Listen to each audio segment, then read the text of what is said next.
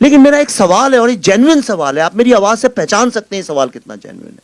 वो ये है कि एक फिल्म अगर कश्मीर जेनोसाइड पे बनती है तो उसको रोकने की इतनी सारी क्या कोशिश, क्यों नहीं उसको मेन स्ट्रीम मीडिया का सपोर्ट मिलता है? उसी तरह से क्यों नहीं उसके बारे में चर्चा करने का मौका मिलता है? और उसके बारे में अगर हम कुछ बोलते हैं तो लोग, आपको मैं एक एग्जांपल बताता हूं। कुछ दिन पहले मैं दिल्ली में था, 10-12 दिन पहले, वहां पे किसी जर्नलिस्ट से मुलाकात हुई और उन्होंने बोला कि अच्छा कश्मीर फाइल्स बना रहे हो, पढ़ते हैं उसके बारे में। उन्होंने खोला एनडीटीवी का पेज।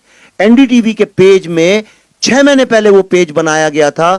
हिंदुस्तान में मेरे अलावा और चंद टेक्नीशियंस और एक्टर के अलावा किसी ने ये फिल्म नहीं देखी है, और उसमें लिखा हुआ था Kashmir files is a propaganda film.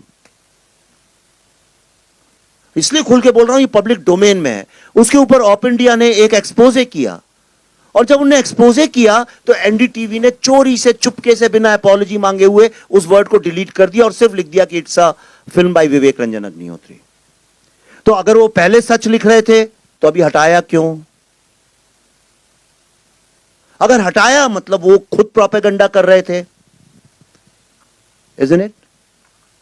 Film industry के भी जो टॉप एंटरटेनमेंट, जो अपने को एंटरटेनमेंट लीडर्स मानते हैं, जब इस फिल्म का ट्रेलर आया और दुनिया का हर आदमी इस ट्रेलर के बारे में बात करने लगा, पाकिस्तानी लोग रोने लगे जब ट्रेलर देख देख के, तो उन लोगों को मजबूरी में, क्योंकि कश्मीर फाइल्स का नाम लिखो तो एसईओ मतलब आपको ज्यादा वेबसाइट में फुट ट्रैफिक मिलता है, तो इसलिए उन्होंने कश्मीर फाइल्स का यूज तो किया नाम कि the Kashmir files trailer is out, but please read how we had reviewed his last film the Tashkent files, और उसमें लिखा था Tashkent files was a second great film of a third rate politics.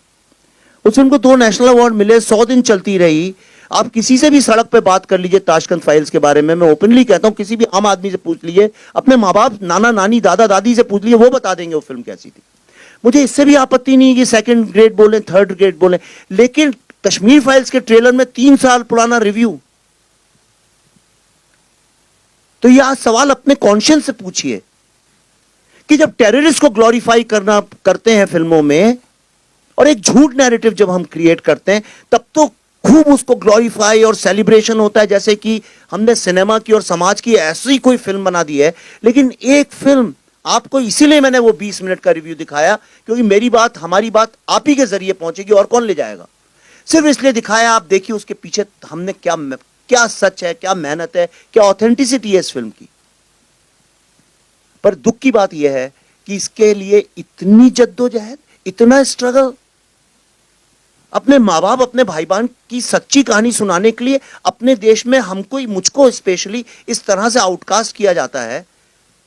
ये देश के कॉन्शियंस की बात है। ये हमको सोचना पड़ेगा कि हम ऐसे कब हो गए। हम दिल से तो ऐसे नहीं है, तो ये कैसे हो गया? हम किस सिस्टम में बंद गए कि हमको झूठ मूठ में आज उस टेररिज्म को, जिसने लाखों लोगों को मारा है, जिसमें 19 जर्नलिस्ट तो अभी मारे गए पिछले कुछ वर्षों में, जर्नलिस्ट लोग, पर हम चुप बैठे रहते हैं।